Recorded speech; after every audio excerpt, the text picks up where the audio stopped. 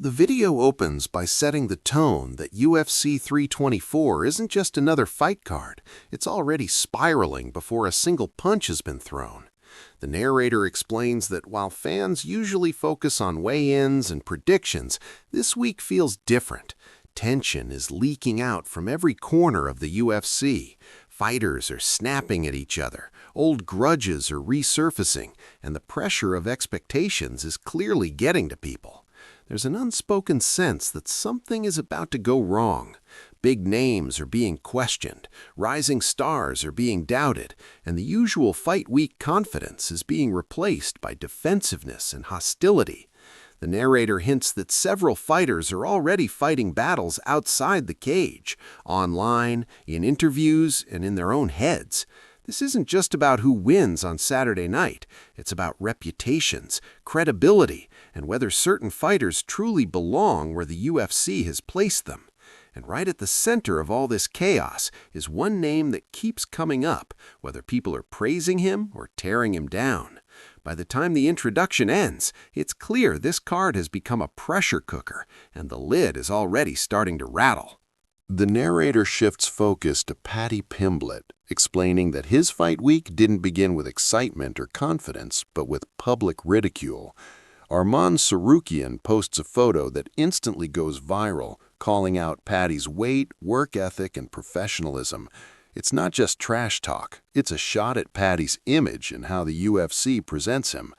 The narrator explains how this reignites the long-running criticism that Paddy treats fight week casually, showing up heavier than expected and relying on personality rather than discipline. What makes it worse is that Arman isn't even the one fighting him, which turns the post into a statement about how other fighters view Paddy behind the scenes.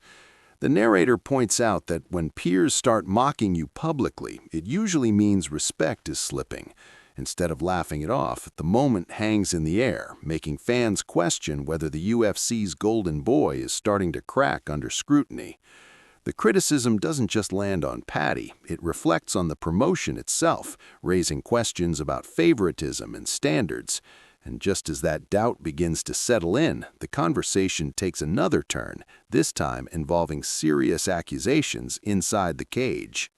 The video then pivots to Paddy speaking about Michael Chandler, and the narrator explains how Paddy's tone is calm, but the accusations are heavy. He describes Chandler as likable outside the cage, but someone who crosses lines once the fight starts. The narrator lists the claims Paddy makes: repeated shots to the back of the head, fingers in the mouth, eye pokes, and a blatant low strike during their fight. These aren't minor complaints, they're the kind that suggest a pattern. The narrator explains how bringing this up now feels intentional, especially with Paddy already under fire. It comes across as an attempt to reframe his image, from hype-driven fighter to someone who's been wronged. At the same time, the narrator notes how risky this is. Calling out another fighter's integrity can backfire, especially when fans already question your toughness. The accusations reopen debates about fighter safety, refereeing, and whether certain veterans get away with more inside the cage. And just as Paddy tries to position himself as the victim of unfair tactics, another respected voice enters the conversation and completely shifts the narrative. The American narrator explains that when Dustin Poirier speaks, people listen. And this time, he doesn't side with Paddy. Instead, Dustin openly says he believes Justin Gaethje will stop him. The narrator breaks down Dustin's reasoning. Gaethje has survived brutal 5-round wars, fought elite competition, and understands how to stay dangerous even while absorbing damage. According to Dustin, Paddy hasn't proven he can manage that kind of pressure for 25 minutes. The narrator emphasizes how rare it is for fighters to publicly doubt someone the UFC is clearly pushing. This isn't a troll or a hot take. It's a calculated assessment from someone who's been there. Dustin even mentions betting on it, which adds weight to the opinion. The narrator explains how this moment quietly undermines Paddy's momentum. When respected veterans start poking holes in your game, fans start listening. And what makes this prediction even more interesting is that it connects directly to something Gaethje himself recently admitted, a confession that sheds light on how dangerous mindset mistakes can be. The narrator transitions into Gaethje's self-reflection, explaining how rare this level of honesty is in elite fighters. Gaethje admits he treated his fight with Max Holloway like a fun spectacle instead of a life-or-death contest. The narrator describes how Gaethje explains failing to tap into his primal competitive state, not fully recognizing the danger in front of him. That mistake, he says, showed up long before fight night, in preparation, focus, and mentality.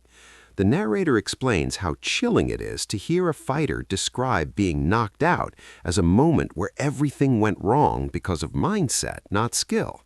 Gaethje admits it was a scary night, one that forced him to reassess everything. His desire for a rematch isn't about revenge, it's about correcting a fundamental error. The narrator ties this back to Paddy, subtly reinforcing the idea that treating fights casually at the highest level can end careers fast. And while Gaethje looks for redemption, another fighter shows what happens when words go too far to ever be taken back. The narrator explains how a verbal exchange between Dan Hooker and Paddy escalated into something far darker. Paddy insulted Gan's grappling ability, brushing it off as humor. Dan responded by bringing up the death of Paddy's close friend, using it as ammunition. The narrator stresses how this wasn't typical trash talk. It was personal, irreversible, and deeply offensive. In his interview, Dan makes it clear he doesn't regret it. He explains that Paddy wanted a reaction, and he gave one. The narrator highlights Dan's mindset. If someone goes low, he'll go lower. There's no apology, no walk back, and no intention of repairing the relationship. This moment isn't framed as entertainment, it's framed as a warning.